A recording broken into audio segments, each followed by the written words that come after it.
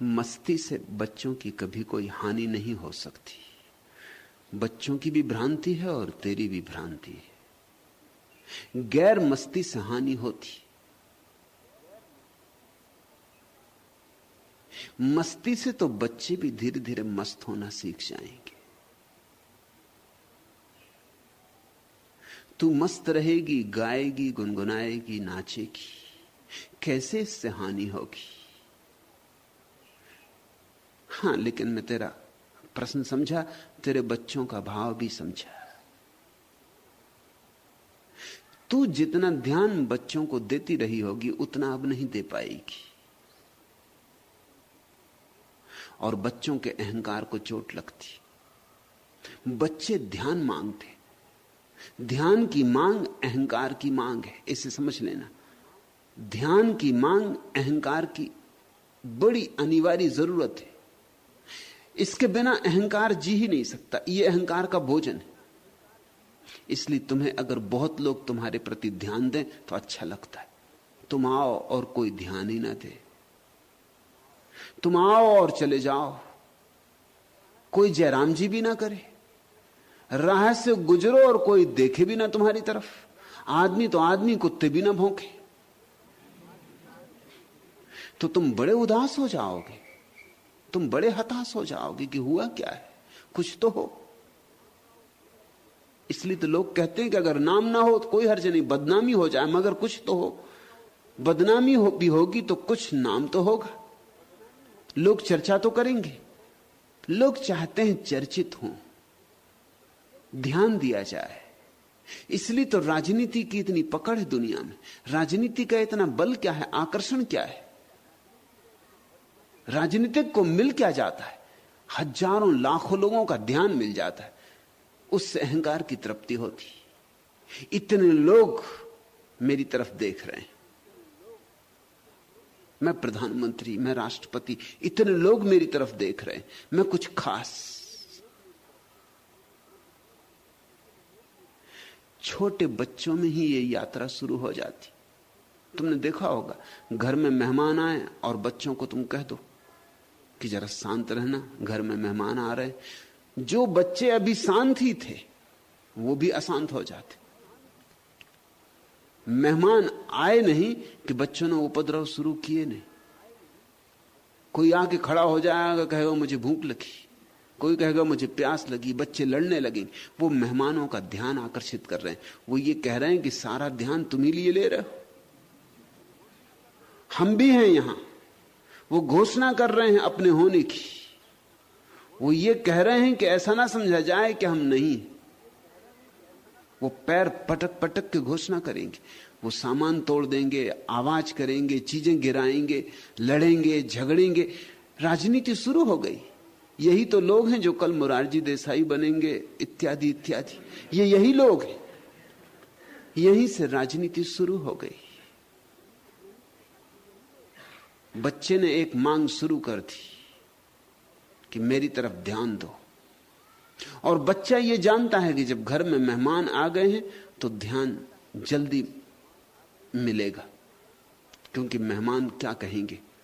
तो मां घबराती, जो खिलौना चाहिए खिलौना ले लो, पैसा ले लो, बाहर चले जाओ, कुल्फी खरीदो, घूम फिर आओ। अभी जो भी मांग की जाएगी वो भरी जाएगी, क्योंकि मेहमान जो मौजूद हैं।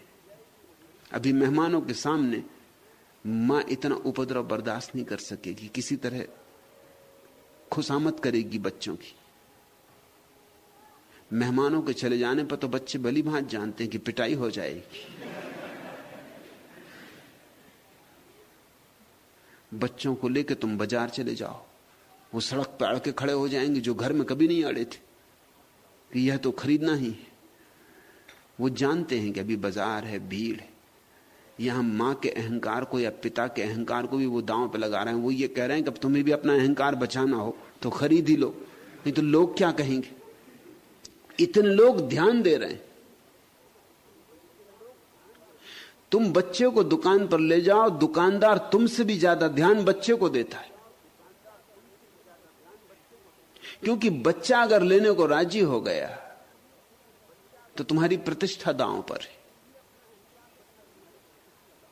तुम भी अपना अहंकार बचाने में लगे हो, बच्चा भी अपना अहंकार बचाने में लगा है। छोटे छोटे बच्चों के भीतर भी वही रोग पैदा हो जाता है जो बड़े होकर बड़ा भयंकर रूप लेगा। तो स्वभावतः वीणा अगर तू मस्त रहेगी, नाचेगी, गाएगी, गुनगुनाएगी, तो बच्चों को ऐसा लगेगा उन पर ध्यान नहीं दिया जा रहा। लेकिन इससे हानि नहीं हो रही, लाभ हो रहा है। तेरे बच्चे राजनीतिज्ञ नहीं बनेंगे। उनके अहंकार की तृप्ति उनका हित नहीं। अहंकार की तृप्ति ऐसी है जैसे कोई खाज को खुजलाए। खाज को खुजलाने में पहले तो तृप्ति मालूम होती, नहीं तो कोई खुजलाए ही क्यों। बड़ी मिठास लगती खुजलाने में, बड़ा मीठा मीठा रस आता, लेकिन फिर पीड़ा होती, फिर लहू निकल आता, फिर चमड़ी छिल गई, अब दर्द होता है। हर बार तुमने खुजलाया है खाज को, हर बार दर्द पाया है, फिर भी जब खाज होगी फिर खुजलाने का मन होगा।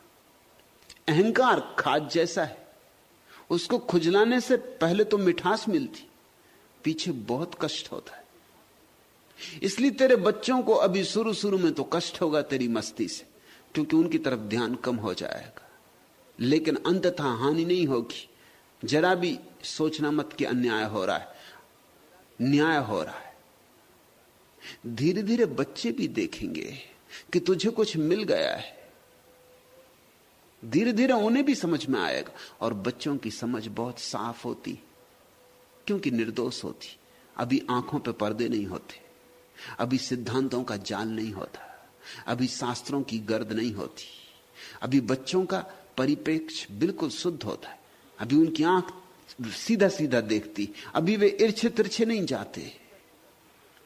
जल्दी ही वे देख लेंगे कि मां को कुछ हुआ है, और वे ये भी देख लेंगे कि मां पहले से ज्यादा मस्त है, आनंदित है, रस मुग्ध है। वे भी आतुर होंगे, वे भी इसी की तलाश से भरेंगे। अगर मां या पिता ध्यान करते हो, मस्त होते हो, तो बच्चे कितने दिन तक ध्यान से दूर रह सकते? ज्यादा देर नहीं, क्योंकि बच्चे अंततः मां बाप के पीछे ही चलते। तुम गलत हो तो बच्चे गलत हो जाते, क्योंकि किससे सीखें? और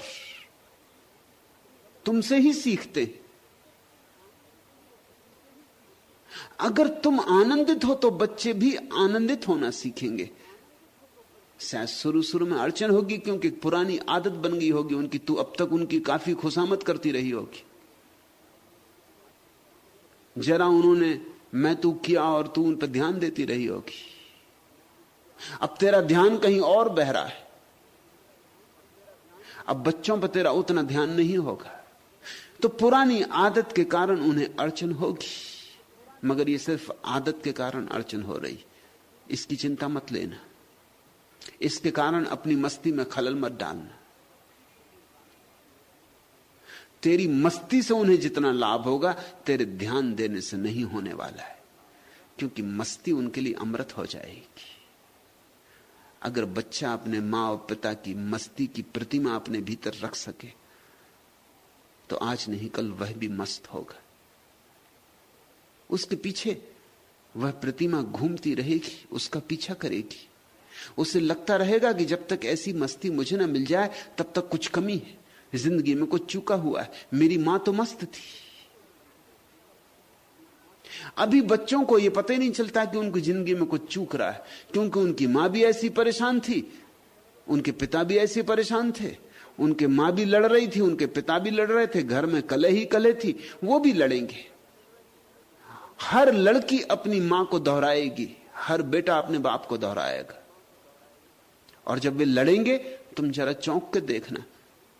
कभी तुम अपने बड़े हो गए बच्चों के झगड़े देखना, पति पत्नी के झगड़े देखना, तुम चकित होगे। वे ठीक तुम्हारे रिकॉर्ड है, हिज मास्टर्स वॉइस। वे वही दोहरा रहे हैं जो तुमने किया था, और बड़े ढंग से दोहरा रहे हैं, अक्षर अक्षर। रंग ढंग चेहरे का भी वही हो जाता उनका जब झगड़ते। और वही तुम्हारा बेटा करेगा, अपनी पत्नी के साथ जो तुम्हारा पति तुम्हारे साथ कर रहा है वीणा, तुम जो अपनी बेटे के साथ कर रही हो, जो तुम अपनी बेटी के साथ कर रही हो, वही दोहराया जाएगा, क्योंकि उनके पास और कोई प्रतिमान कहां। हर लड़की अपने मां को दोहराती रहेगी, इसलिए दुनिया विकसित नहीं हो पाती। विकास कैसे हो? पुनरुक्ति होती, हाव भाव सब वही दोहराए जाते हैं, और तुम्हारे बच्चों को कभी पता नहीं चलेगा कि उनके जीवन में कुछ खोया है, क्योंकि उनके पास कोई और मापदंड नहीं है जिससे वो तौलें।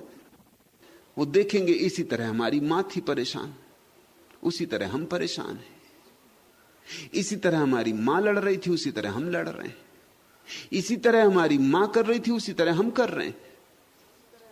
उन्हें पता नहीं चल सकता कि जीवन में कुछ खोया है।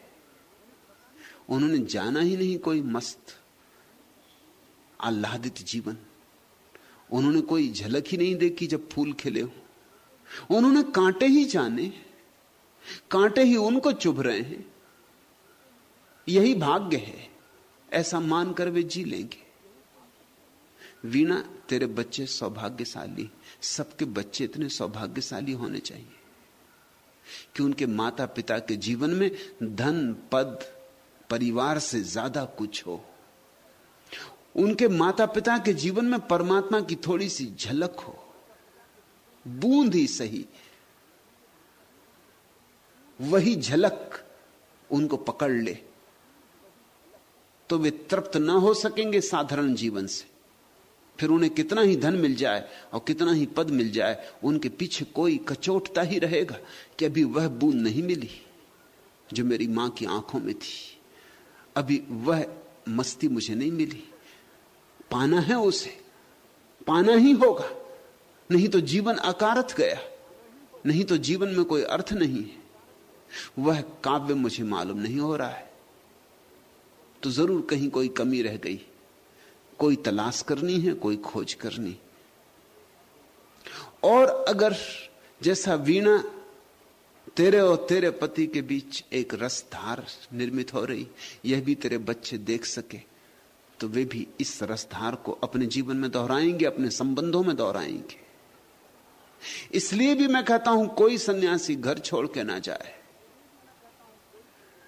बच्चे देखें सन्यासियों को, बच्चे देखें सन्यासियों को मां की तरह, पिता की तरह, बच्चे देखें सन्यासियों को सब तरह के संबंधों में, ताकि उनके पास कुछ तो कसौटी हो जाए जिस पे वो अपने जीवन को कसते रहें, और अगर जीवन में कमी हो तो उसे पूरा करने का प्रयास करते रहें।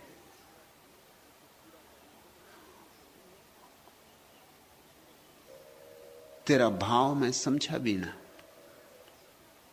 तुझे लगता होगा अन्याय हो रहा है, क्योंकि बच्चे जोर शोर कर रहे होंगे इस बात पे कि हमारे साथ अन्याय हो रहा है, हम पर उतना ध्यान नहीं दिया जा रहा है। जैसी तू फिक्र करती थी कल तक उनकी कि सब बटन ठीक से लगे कि नहीं, और बिस्तर पे कोई सलवट तो नहीं है रात,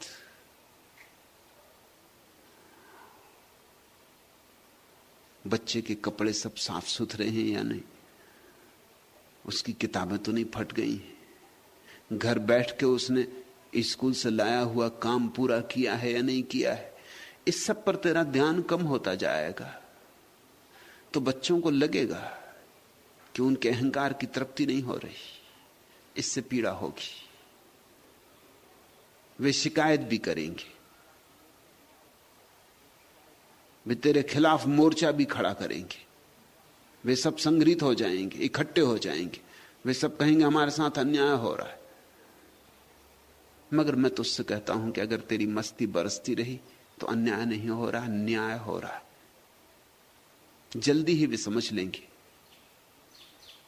कि उतने ध्यान की कोई आवश्यकता न थी। सच तो यह है, मां बाप जरूरत से ज्यादा ध्यान दे रहे हैं, उस ध्यान से नुकसान हो रहा है, लाभ नहीं हो रहा। इस सदी के बच्चे जितने बिगड़े हुए हैं, दुनिया में बच्चे इतने बिगड़े हुए कभी भी नहीं थे। और कारण, इस सदी के मां बाप जितनी चिंता कर रहे हैं बच्चों की, उतनी उन्होंने कभी भी नहीं की थी, फुर्सत भी नहीं थी। समय भी नहीं था, जिंदगी का संघर्ष इतना था। सुबह 5 बजे उठ के चला जाएगा किसान खेत पर काम करने, सांझ होते होते लौटेगा। कहां फुर्सत थी, कहां समय था कि बच्चों के साथ बैठे, कि रेडियो सुने, कि टेलीविजन देखे, कि बच्चों को फिल्म ले जाए। कहां सुविधा थी, कहां समय था। रोटी रोजी पूरी नहीं हो रही थी। बच्चे जल्दी ही प्रौढ़ हो जाते थे। ये तुमने ख्याल किया? अभी भी गांव के बच्चे जल्दी प्रौढ़ हो जाते, क्योंकि छोटी सी बच्ची चली पिता का भोजन लेके खेत की तरफ। उतनी छोटी बच्ची शहर की किसी काम की नहीं, उस पर तुम कोई भरोसा नहीं कर सकते। वो अपने ही भोजन ठीक से कर ले, वही मुश्किल मालूम होता। पिता का भोजन क्या खाक ले जाएगी? गांव की छोटी बच्ची घर का भोजन बनाने लगती। अभी तुम्हारी बच्ची को भोजन करना भी नहीं आता, उस पर टेबल पे उसके सामने बैठ के मां को उसको भोजन करवाना पड़ता है। तुम जरा फर्क देखो, जितना छोटा गांव होगा उसके बच्चे उतने ही जल्दी प्रौढ़ हो जाते। चले गाय को चराने, बैल को चराने, दूध लगाने, लकड़ी बीनने, जिंदगी शुरू हो गई। सच तो यह है, मनोवैज्ञानिक कहते हैं कि जिस तरह के बच्चे हम अभी देख रहे हैं, ये केवल 200 साल की उपज है। 200 साल के पहले इस तरह के बच्चे थे ही नहीं दुनिया में। मनोवैज्ञानिक तो कहते हैं कि जिसको हम अब कहते हैं किशोरावस्था, वह होती ही नहीं थी पहले। क्योंकि 7-8 साल का बच्चा तो काम में लग जाता। अब बच्चा जब 25 साल का हो जाता तब काम में लगता है, और तब भी लग जाए तो सौभाग्य।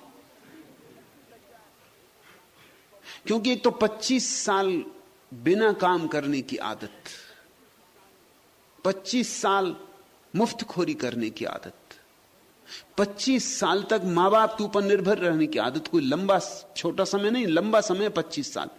अगर 75 साल जिएगा तो 1/3 जिंदगी हो गई। 1/3 जिंदगी तो आदत हो गई निर्भर रहने की। अब अचानक काम और जिम्मेवारी। आज अमेरिका में जो बच्चे हिप्पी हो रहे हैं, उसका कारण तुम समझते हो? अमेरिका सबसे ज्यादा समृद्ध है, इसलिए सबसे ज्यादा विकृत बच्चे पैदा हो रहे हैं।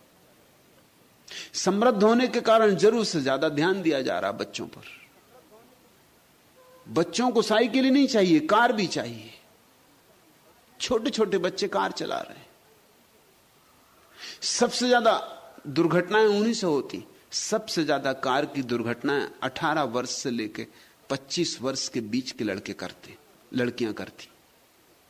और सबसे ज्यादा अपराध भी वही करते। सबसे ज्यादा उपद्रव भी 18 और 25 साल के बीच के बच्चे करते।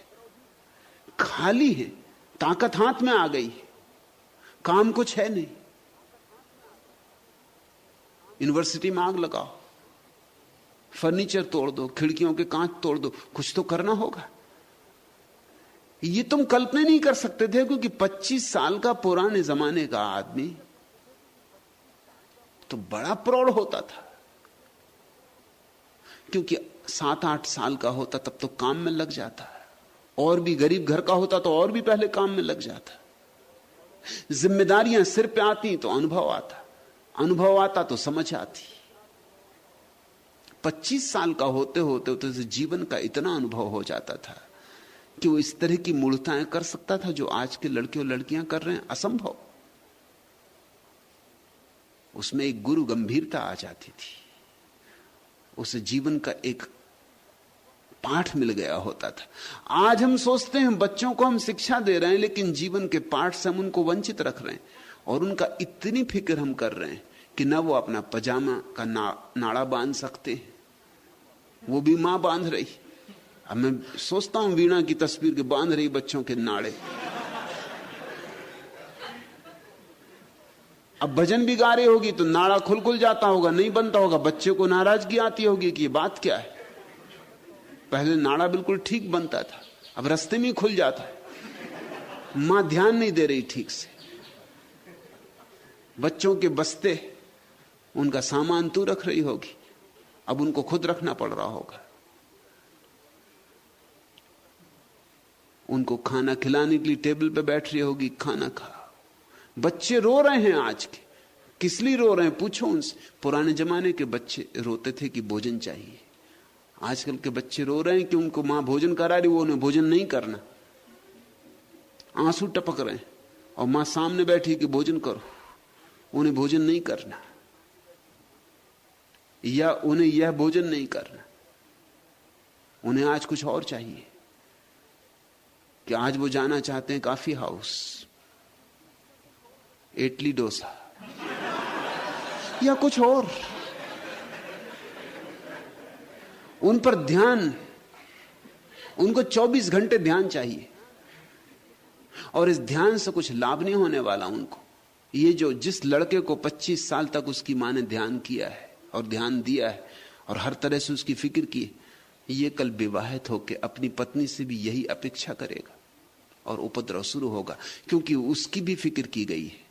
और वो अपने पति से ऐसी अपेक्षा करेगी जैसे अपने पिता से अपेक्षा करती थी। कलह शुरू हो जाएगी, पहले दिन से कलह शुरू हो जाएगी। उनकी आकांक्षाएं, अपेक्षाएं बड़ी। लड़की चाहेगी कि पति पिता की तरह सारी अपेक्षाएं पूरी करे, पति चाहेगा कि पत्नी मां की तरह सारी अपेक्षाएं पूरी करे। ये कैसे हो सकता है? दोनों की आकांक्षाएं बड़ी, अभिलाषाएं बड़ी, और दोनों ही गिरेंगे, क्योंकि दोनों ही पूरा नहीं कर पाएंगे। दुनिया ने इतने तलाक कभी नहीं जाने थे, और इतना दुखी दाम्पत्य जीवन कभी नहीं जाना था। उसके कारण थे क्योंकि इतनी अपेक्षा कभी नहीं की थी। अपेक्षा का कोई कारण नहीं था। ऊपर से देखने में तो लगेगा कि अगर ध्यान हमने बच्चों पर कम दिया तो नुकसान होगा, ऐसा नहीं है। और भी एक बात तो उससे कहूं कि अक्सर हम बच्चों पर ध्यान देते हैं जब बच्चे बीमार होते, परेशान होते, रुग्ण होते। वैज्ञानिक हिसाब से जब बच्चे रुग्ण होते हैं, परेशान होते हैं, बीमार होते हैं, तब बहुत ध्यान नहीं देना चाहिए, क्योंकि ध्यान का गलत संबंध जुड़ रहा है। बच्चा बीमार है तब मां उसके पास बैठकर सिर दबा रही। अब जब भी इस बच्चे को भविष्य में सिर दबाना होगा, ये बीमार हो जाएगा। पतिदेव घर आके एकदम लेट ही जाएंगे बिस्तर पे। दफ्तर में बिल्कुल ठीक थे, घर आती सिर दर्द हो जाता। वो चाहते कि पत्नी उनका सिर दबाए, पैर दबाए, उनके आसपास खुशामद करे कि वो बड़ा काम करके लौटे। और पत्नी भी, पति जब तक घर नहीं आते तब तक बिल्कुल ठीक मालूम होती है, रेडियो सुन रही और अखबार पढ़ रही। और जैसे ही पति आए कि बिस्तर से लग जाती। वो भी चाहती कि पति उसके सिर पर हाथ रखे, क्योंकि पति हाथ ही सिर पर तब रखते हैं जब पत्नी बीमार होती। स्त्रियों ने तो बीमार होने की कला सीख ली। उनको पक्का पता है कि उन पर ध्यान ही तब दिया जाता है। पत्नी बीमार हो जाए तो पति पूछने लगता है कि साड़ी लेनी, क्या करना। जो करना हो माई करो, मगर बीमार ना हो।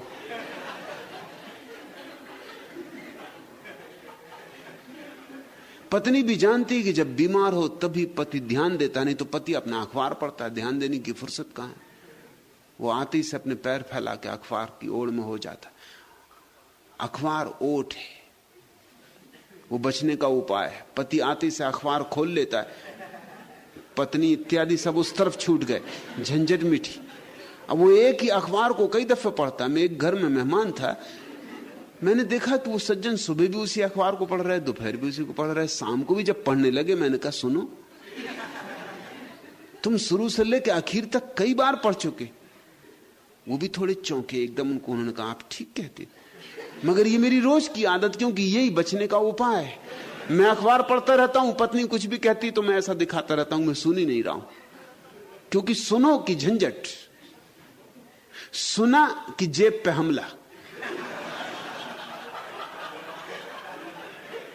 बहरे हो जाना पड़ता है। यह अखबार बड़ी सुविधा है। इसमें ऐसा लगा रहता है पत्नी समझती मैं अखबार पढ़ रहा हूं। बच्चों पर जब वे रुग्ण हो तो उनकी सेवा करना, लेकिन ध्यान मत देना। इन दोनों में बड़ा भेद है। जो जरूरत हो अपेक्षा पूरी करना, उनकी दवा की जरूरत हो दवा दे देना, उनको कंबल उड़ाना हो कंबल उड़ा देना, लेकिन ज्यादा उनकी खुशामद मत करना। कहीं ऐसा ना हो कि तुम्हारी खुशामद उनके भीतर बीमारी में न्यस्त स्वार्थ बन जाए। कहीं ऐसा ना हो कि उनको लगने लगे कि जब भी ध्यान चाहिए हो तो बीमार हो जाने से मिलेगा। मनोवैज्ञानिक कहते हैं कि दुनिया में 70% बीमारियां मानसिक हैं। 70% बड़ा अनुपात है। और ये 70% बीमारियां ऐसी हैं जो तुम चाहते हो कि हो जाएं। तुमने देखा परीक्षा के वक्त बच्चे बीमार हो जाते।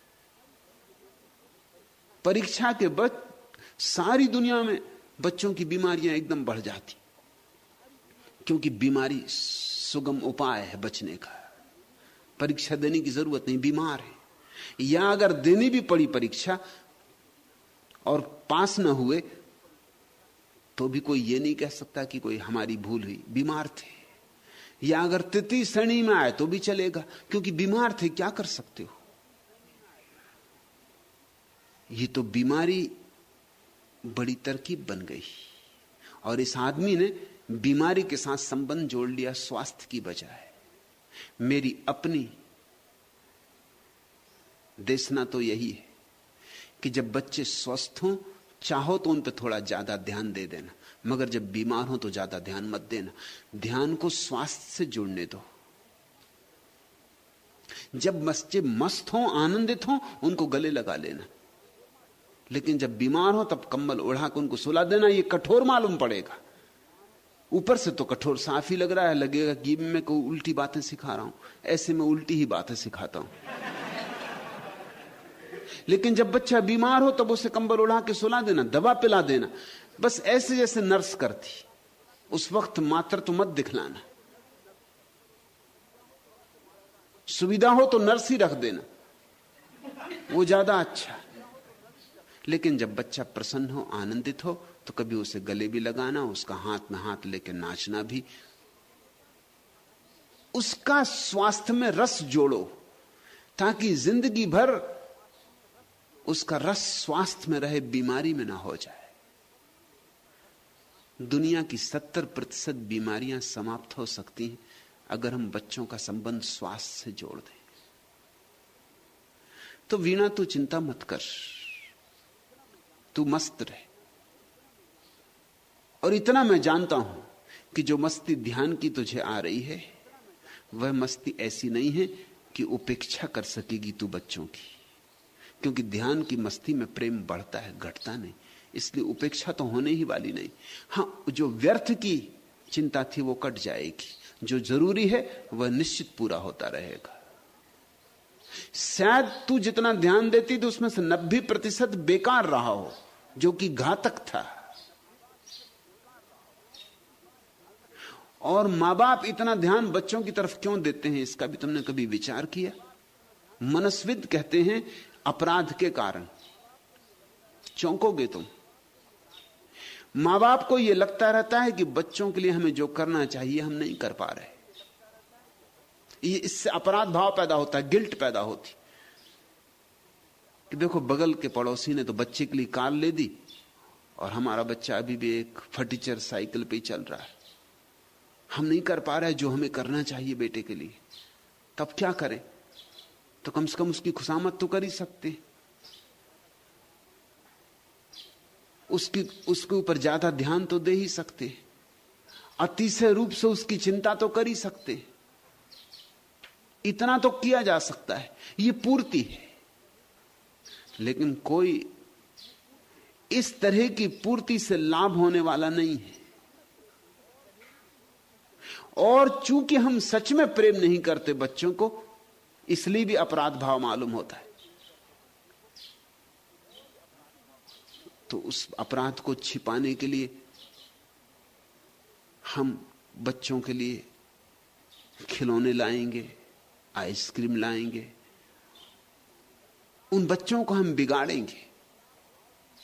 वो अपराध भाव से ही पैदा हो रही है बात। प्रेम बढ़ेगा तो अपराध भाव घट जाएगा, अपराध भाव घट जाएगा तो अपराध भाव के कारण जो जो काम तुम कर रहे थे वो बंद हो जाएंगे। तब जो करने योग्य है, जो जरूरी है, वह होगा।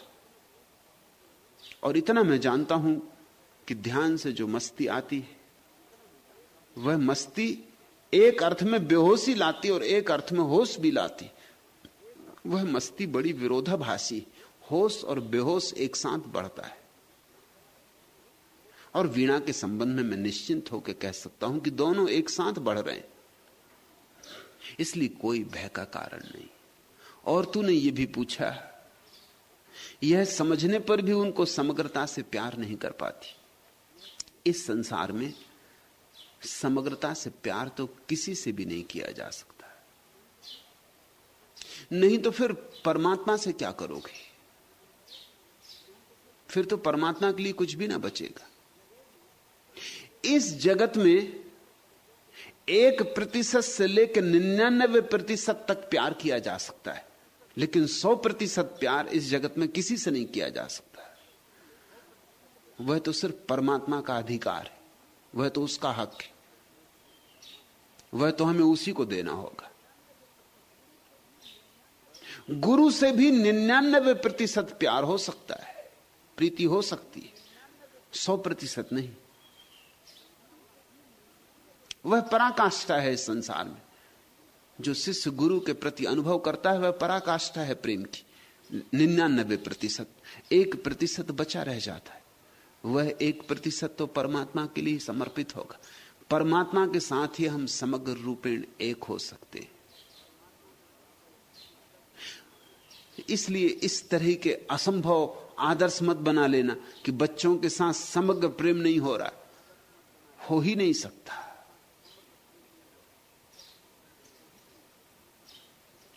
और अच्छा है कि नहीं हो रहा है। क्यों? क्योंकि अगर मां बच्चे को बहुत प्रेम करे, अति से प्रेम करे, तो भी खतरा है। इसलिए प्रकृति ने बड़ा इंतजाम किया हुआ है। अगर मां अपने बेटे को अति से प्रेम करे, इतना प्रेम करे कि बेटे का मन मां के प्रेम से भर जाए, तो यह बेटा फिर किसी और स्त्री को प्रेम ना कर सकेगा। जरूरत ही ना रही, प्रयोजन ही ना रहा। मां ने ही इसका मन भर दिया, मगर ये तो खतरा हो गया। इस बच्चे का जीवन तो उलझ गया। इस बच्चे का जीवन किसी मां के प्रेम से ही समाप्त हो जाए तो इस बच्चे के जीवन में अपना प्रेम कभी पैदा ही नहीं होगा।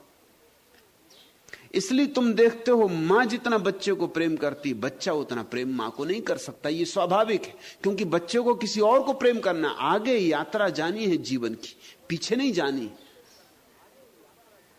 इसलिए कोई मां बाप यह अपेक्षा ना करें कि हम जितना प्रेम बच्चों को करते हैं उतना ही बच्चे हमें करें।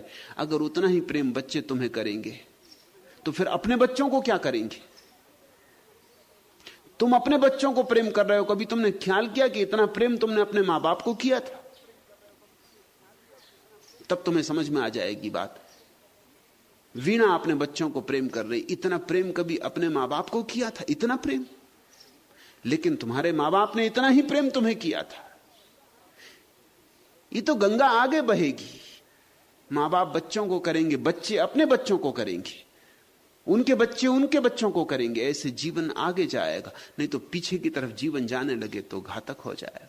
कभी कभी ऐसी रुग्ण दशा हो जाती है। मां इतना प्रेम करती है बेटे को कि बेटा अपराध अनुभव करने लगता है। किसी और स्त्री के प्रेम में पड़ना मतलब मां के साथ गद्दारी।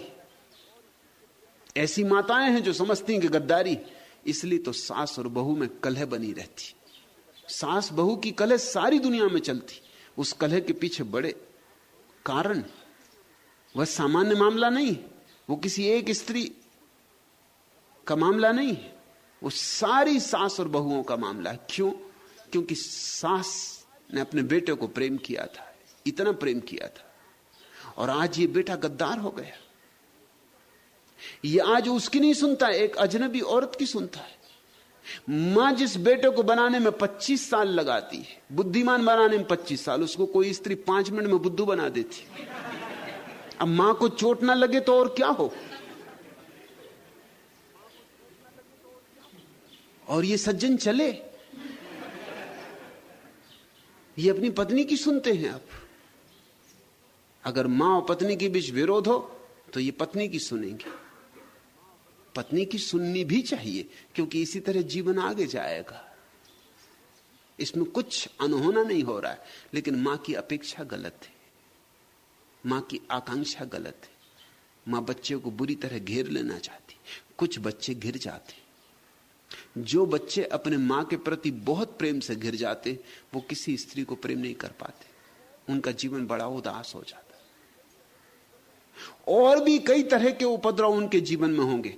अगर वो किसी स्त्री के प्रेम में किसी तरह अपने को डाल भी देंगे, तो भी उनकी मां सदा बीच में खड़ी रहेगी, और वो सदा तौलते रहेंगे कि ये स्त्री उनकी मां के साथ मेल खाती या नहीं। कौन स्त्री उनकी मां के साथ मेल खाएगी? उनकी मां जैसी और कोई स्त्री दुनिया में है भी नहीं, हो भी नहीं सकती। बस जहां जहां मां से कम पड़ेगी, भिन्न पड़ेगी, वहीं गलत हो जाएगी। मां जैसा ही भोजन पकना चाहिए, मां जैसे ही कपड़े बनाए जाने चाहिए, मां जैसा ही घर सजाया जाना चाहिए। ये कौन स्त्री करेगी? कैसे करेगी? और ये अपेक्षाएं पूरी नहीं होती, ये भीतरी अपेक्षाएं, तो फिर कलह और संघर्ष। नहीं, बच्चों को उतना ही प्रेम देना जितना सहज स्वाभाविक है। समग्रता की व्यर्थ आकांक्षा मत करो, स्वाभाविक का भाव रखो, समग्र का नहीं। बस स्वाभाविक जितना है उतना प्रेम उचित है। बच्चों की चिंता करो, उनके स्वास्थ्य की फिक्र करो, उनके भविष्य की फिक्र करो। वे जीवन में अपने पैरों पर जल्दी खड़े हो जाएं, अपनी यात्रा पर निकल जाएं, इसकी फिक्र करो। और तुम्हारी फिक्र इतनी ज्यादा नहीं होनी चाहिए कि वे कमजोर रह जाएं, क्योंकि अतिशय फिक्र कमजोर कर देगी उनको। जैसे कोई मां अपने बेटे का हाथ पकड़ के चलाती ही रहे, उसे चलने ही ना दे कभी अपने पैरों के बल। मैंने सुना है एक धनपति दंपति अपनी कार से उतरा, सामान उतारा गया होटल में, फिर उस महिला ने आवाज दी कि 4 नौकर भेजे जाएं, बेटे को उतारना है। बेटा होगा कोई 14 साल का, उसको भी उतारा गया। नौकर तो बहुत चकित हुए और नौकर बड़े दुखी भी हुए, क्योंकि बेटा बड़ा सुंदर था। और उनमें से एक नौकर ने कहा, इतना सुंदर प्यारा बेटा और चल भी नहीं सकता। उस स्त्री ने कहा, क्या कहा तुमने? चल क्यों नहीं सकता? लेकिन चलने की कोई जरूरत नहीं, अपंग नहीं है मेरा बेटा, लेकिन चलने की कोई आवश्यकता नहीं, गरीबों के बेटे चलते। अब ये तो खतरनाक मामला हो गया। अगर गरीबों के बेटे चलते हैं, और अगर मां इतनी अमीर है कि अपने बेटे को चलाने की कोई जरूरत नहीं, नौकरों से उठा कर ले जा सकते हैं स्ट्रेचर पर, तो ये तो खतरनाक हो गया। ये अतिशयोक्ति हो गई। लेकिन बहुत सी माताएं ऐसी अतिशयोक्ति कर लेती। हम अपनी मूर्छा में बहुत सी अतिशयोक्तियां करते नहीं। स्वाभाविक रहो, समग्र की कोई बात मत उठाओ। समग्र प्रेम तो होगा परमात्मा से, उसकी दिशा में वीणा गति शुरू हो गई। वही तो मस्ती आ रही, वही तो झलक आ रही।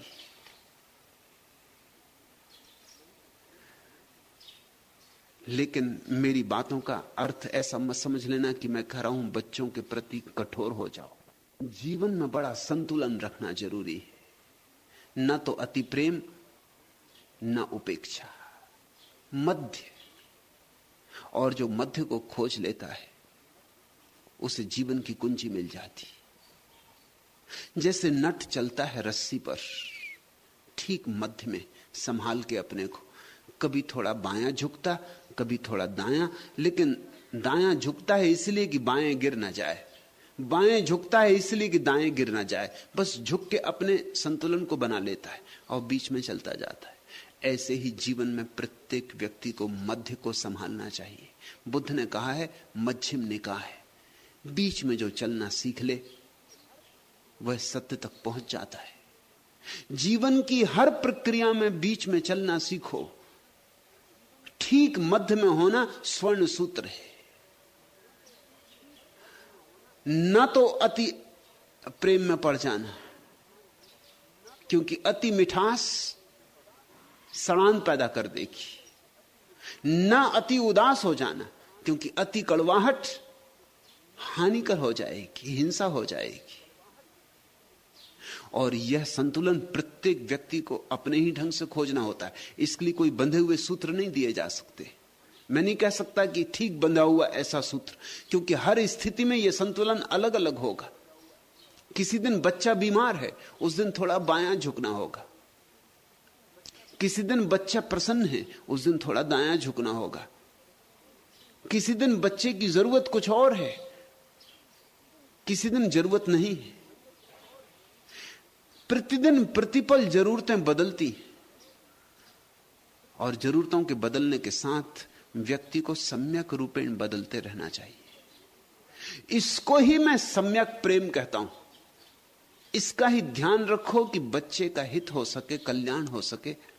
बच्चा अपने जीवन में अपने पैरों पर खड़ा हो, स्वतंत्र हो, व्यक्तित्ववान हो, आत्मवान हो, शांत हो, मस्त हो, परमात्मा का तलाशी हो। बस इतनी बातें ख्याल में रहें। इन्हीं को सूत्र मान के चलते चलते न केवल बच्चों को तुम ठीक राह दे सकोगी, बच्चों को ठीक राह देते देते तुम्हें भी ठीक राह मिल जाएगी।